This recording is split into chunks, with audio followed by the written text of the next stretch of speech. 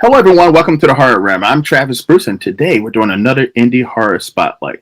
Today, I have with us the creators of two short films that are out right now. They're in the film festival circuits. The first one is called Siren, and the second one is called SKORDA. Was that good? Yep. SKORDA? Yeah, that's Okay. pretty good. All right. Excellent. Thank you. I have Charlie Edwards and Faith Kearns. Guys, welcome to the Horror Realm. Yeah, you're welcome. Thank you. Thanks for having us. Yeah. So let's shoot over to first. Tell us a little bit about Siren. No? You want to start with that one, Faith? You go ahead. No. Well, Siren is actually not in the festivals right now. That one's out now. That was our first film we shot. We started doing. It's kind of a long story because it was our first one. We started doing theater up north and northern Minnesota, and then it was some children's theater, and COVID kind of put a stop to that, so we had to cancel our current show at the time, and so we just had there was a really great location out in Nevis to shoot, and so we just decided to go out there. We didn't really have a script because Frankie, the main actress, was leaving in 2 weeks, so we didn't have time to write a script. So we just had a framework. We went out there and shot. It was very much on a whim. We just were like, hey, let's do something creative. I had a camera and we just went and shot it. Nice. Yeah, pretty much. Yeah, it was pretty cool experience. So to tell us a little bit about the story. Like, give me anything away. Well, it was supposed to be. Are you familiar with analog horror? Yes. So that was kind of the inspiration for it. It's supposed to be this kind of very unknown kind of thing. That was the inspiration anyway. We were going to shoot on this island where, while these people were on the island, this weird stuff was happening back at land, and they were cut off from communications. So they were trying to piece together what's happening just by hints and stuff. That was the original idea. It kind of became a little bit Lovecraftian in a way too. That wasn't intended, but that's kind of how it turned out. At least it feels that way to me. I don't know if that came through in the film or not. Yeah. Story-wise, though, it's about a bunch of college students that kind of have a little reunion camping trip, and a bunch of weird shit starts happening that they don't understand, and you'll have to watch a little further to know what happens. Definitely. Now, how do you shift gears from children's musicals to, oh, fuck, let's go to a horror movie? That's a great question. Yeah, it was. Yeah, I don't know. What do you think, Faith? It's COVID was a weird time. Still is, but 2020, 2021 was a little weird. And it was just, we can't do live theater. You just can't do it right now. I already had a really nice camera. My sister and I ran a wedding photography business, so I had a really nice cinema type camera already. And Charlie hit me up and was like, hey, we could make a movie. We can't do live theater, but we could make a movie. So, yeah, that's it. We just went for it. And behind the scenes, a lot of it's pretty similar. Yeah. Lighting, audio, acting. It's the same thing. And the actors they're all people that we knew from previous shows that we had acted in. Faith and I both were actors, and so. Even there's a couple of people I didn't know, or that I don't know if we knew together between the two of us.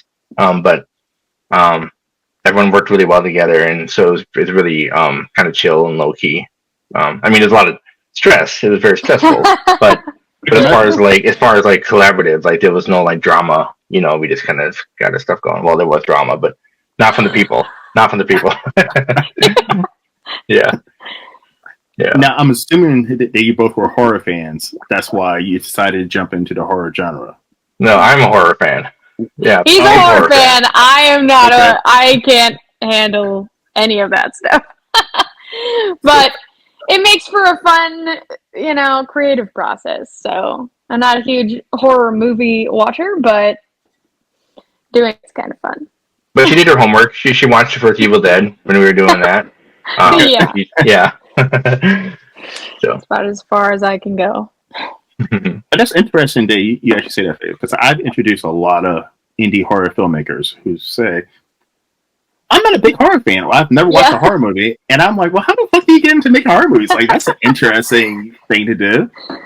Yeah, I don't know. There's like a lot of creative freedom within the genre, I think, that like, I mean, there's creative, you could do anything with any genre, but the horror genre is very forgiving and people are more inclined to watch weird stuff. So yeah, it's a fun place to explore in. So you both finished up Siren, and you're moving over to SKORDA. SKORDA. Okay. SKORDA. What was? It's a two-part question for the both of you. What was one thing that when you finish up Siren, you were like, "Wow, that fucking went so well. I'm gonna carry that over to the next film." And what was one thing you're like, "That went horrible. Let's not do that again." Yeah. Instantly, my answer is the people. The people that we brought into Siren. It was like we want to work with them again. The sound, Hope, our sound person, we were like, she kicked ass at that. We want her to keep doing that for us. Frankie is an excellent actress. She's well trained. You know, we're lucky to have her in our community. We definitely wanted her to be in more. Maeve is someone who was in Siren, who we brought on as kind of a PA for SKORDA. And so definitely the people was something we were like, yes, this is our core group. This is it. And then not having a script was do not recommend. Don't recommend it. So we don't want to do that again. Yeah, or shooting on an island when there's no power. Yeah. You know, everything, and we had I don't know how many kayaks and canoes we had, maybe 4 or 5. I think we had 4. Yeah, just to get everything across the lake. I mean, it wasn't very far. You could get across in 5 minutes. But still, we had to figure out how to get all these. And yeah, there's nowhere to charge on the island. So, but how do you make a movie with no? So I've heard some filmmakers say, "Yeah, we use no script." How does that fucking work? Like, how does that? Is it mostly improv, or do you give like the actors and actresses a scenario and have them work through it? Yeah, for us it was pretty scenario, I would say, based. It was like we kind of had a rough outline of what, like, the story had a direction we wanted it to go, and we knew some key points that were gonna affect the story in a way that we could get to our end. But there was no like character development or anything like that because there is no script. So yeah, it was pretty much just like, hey, just be you, because that's the easiest thing to do in this situation. And here's the situation, go. And then usually we would just do a take and then be like, okay, this works, this isn't reading well, let's take another take and adjust a few things, and then that's it. And then you piece it together in the edit. And just hope for the best. And then there were a couple times we had to tell them, like, this part of the plot is important, so somebody has to say this or talk about this. Things that, like phrases in Siren that kind of tie the whole story together that were written. Yeah, they were just that was pretty much it. As far as I can remember, just a few pointers here and there. And Charlie, I'm gonna ask you the same question. What was like one thing you're like, I'm carrying that over, and what's one thing you're like, fuck no?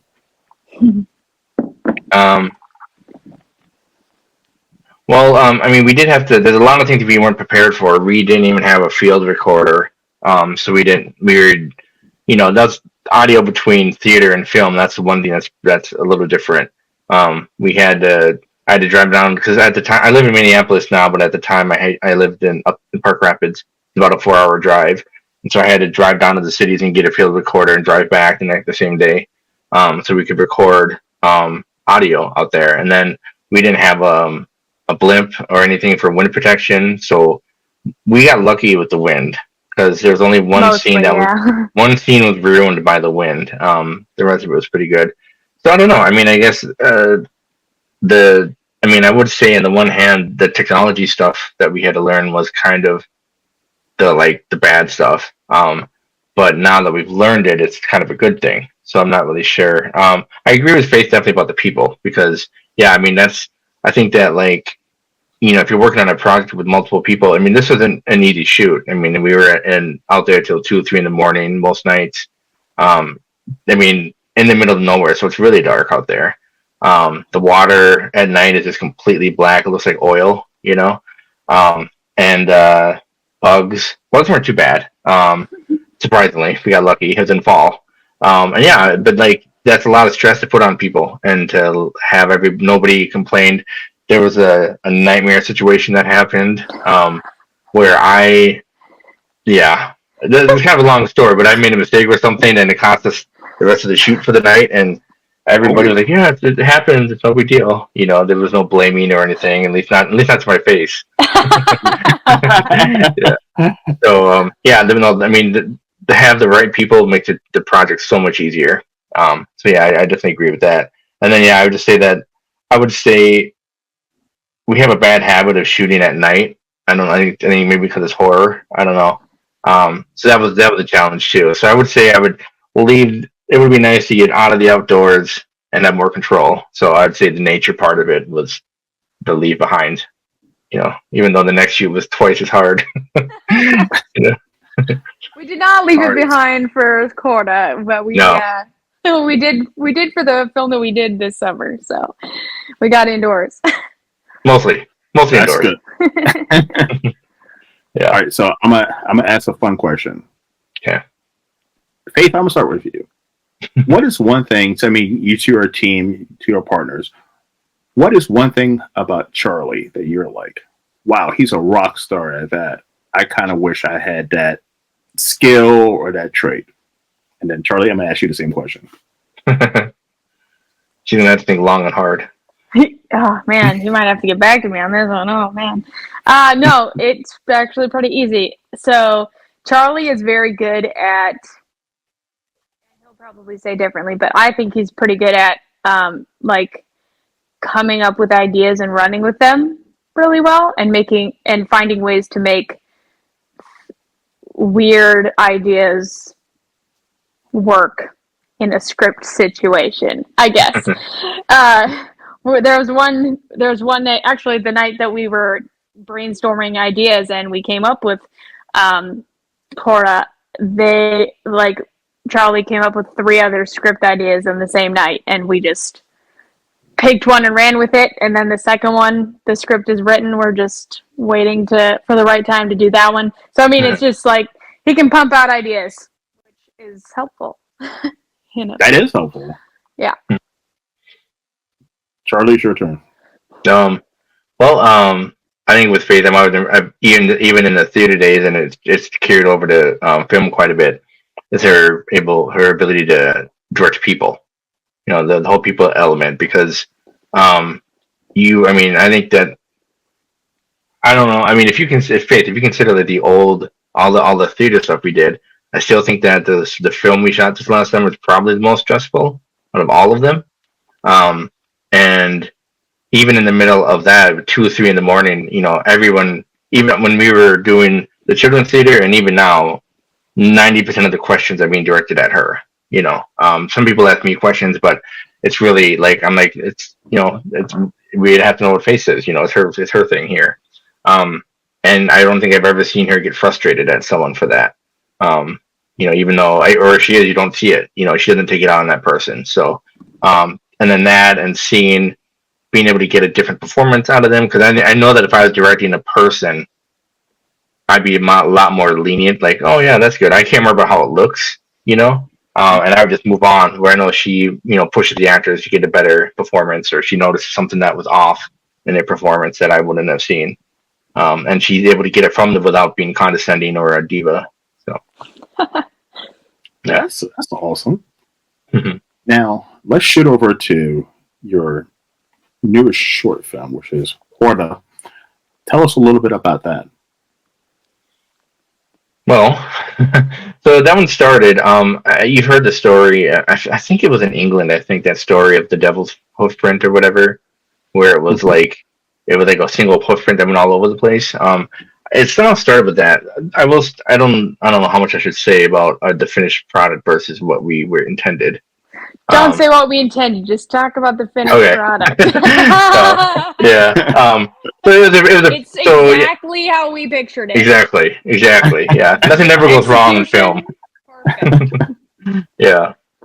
So, the story then is basically this girl goes into the woods, and she has a book with her telling her she's looking for this herb, this plant that we don't know why, but she needs it. It's important, and she finds it, but her book is telling her not to go to that part of the forest. She was warned not to go there, and she goes anyway. And then she just encounters a bunch of evil spirits that are trying to, harvest her instead of the way she's trying to get the plant. That's it in a nutshell, but I'm sure Faith can elaborate a little on that. That was pretty good. That was decent. Yeah. Yeah. So I won't go into the original story, but that's what we have now. And do you want to talk about? Do you want to talk about the title? Oh well. And how that ties in? Yeah. So the title just came about because at one point I realized that this was kind of would be cool as like a fantasy or fairy tale kind of story, And at some point, I think just because it was winter, we were picturing, or I was picturing like something Nordic, some kind of Norwegian thing. It's supposed to be Norwegian. And then I was looking for all these words in Norwegian that sounded cool or looked cool, and like danger or forest or whatever, all this stuff, and none of them worked. I didn't like a single one. And then so I switched to Swedish because it's Scandinavian, and there was SKORDA came out, and that means it means harvest, but it also means like what goes around comes around. So like it's supposed to be like a double play where she's harvesting this plant, but she's also doing something she's not supposed to. So she, gets that karma kind of back at her for that. So that's where the title comes from. So now, is it hard as filmmakers to do a short film? And when I say that, because you have a lot of ideas in your head, but you have to compound it to a short amount of time. Is that tough to do? I've heard that before too, and I don't seem to agree with that. I mean that the full length feature was definitely a lot harder. I mean everything about it is harder. I mean just the script, the scenes, the editing is a huge job, but I've heard the same. I don't know. One person said if you're going to make a movie, it's not much more work for a short versus full length feature. And I don't know. I don't agree with that at all. What do you think, Faith?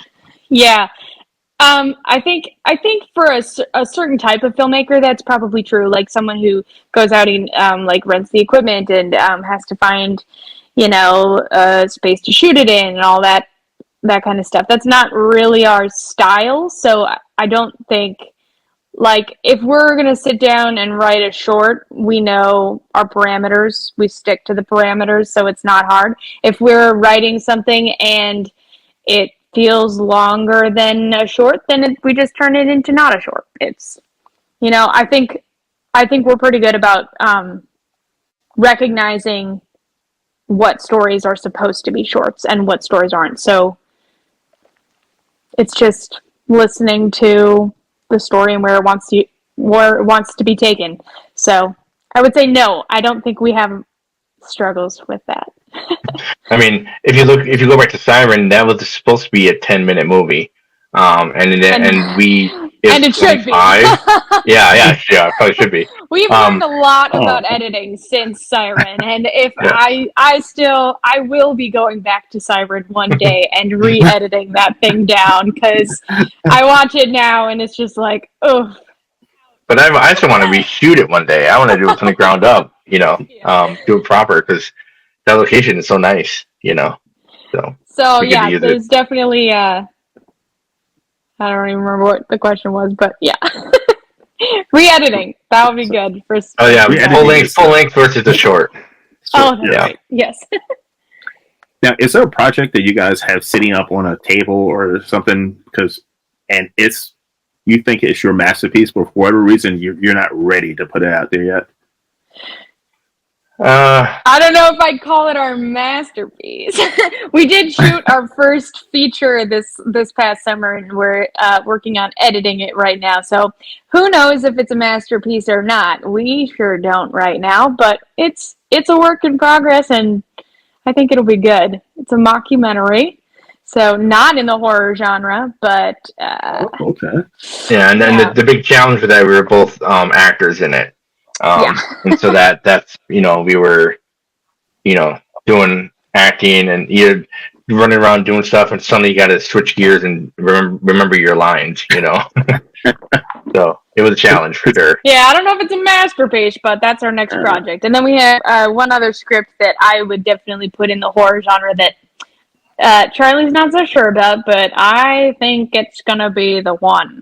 I think it's gonna be our viral, if you will. Ooh. So stay tuned. It might be a couple years, but I mean, I hope you're right. I don't know. I mean, it's not bad. It's just it's one of those scripts we busted out in a day, and she loves it. So I do. I love it. I didn't even write it, but I love it. Yeah, and we do have loving it. Yeah, and we do have one bigger project we're just starting to get off the ground. It's a long ways away, but we're kind of excited about that one. We can't really get into it too much because it's too new, but lots to hopefully come, guys. Yeah. All right, so let's go to Charlie first. Charlie, where can everyone find you, my friend? You mean our company is on Instagram and Facebook and YouTube. I guess I am too, but as far as this kind of stuff, it's all to the company. So just Band of Misfits is the name of the company. It's on Instagram, YouTube, Facebook. We have a website, bandofmisfits.art. You can go there, and that links to everything too. So that works there. Yeah, but I guess I'm Charlie Edwins. You can look me up too. I guess I'm on Instagram, but again, the film stuff is all separate. So. Yeah. And Faith? Yeah, bandofmisfits.art. You can find all the links to everything right there. So central. Awesome. Yeah, and so I was just going to mention too how so the trailer for Siren and SKORDA are both online. Siren's on YouTube. SKORDA can't be yet just because of the film festival stuff. But it will be eventually at some point. So watch the trailer. Yeah. And go down into the description because the link to their YouTube channel is going to be down there. So click on it, like, subscribe, and check out some of their work. Thank you. Charlie and Faith, it's been an absolute pleasure having you on. You guys are more than welcome to come on back on anytime to promote any future movies. Cool. We'll have more for you. Yes. I'm excited. All right, everyone. Well, thank you for coming to the Horror Room. I'm Travis Bruce. See you guys next time. Take care. Thanks.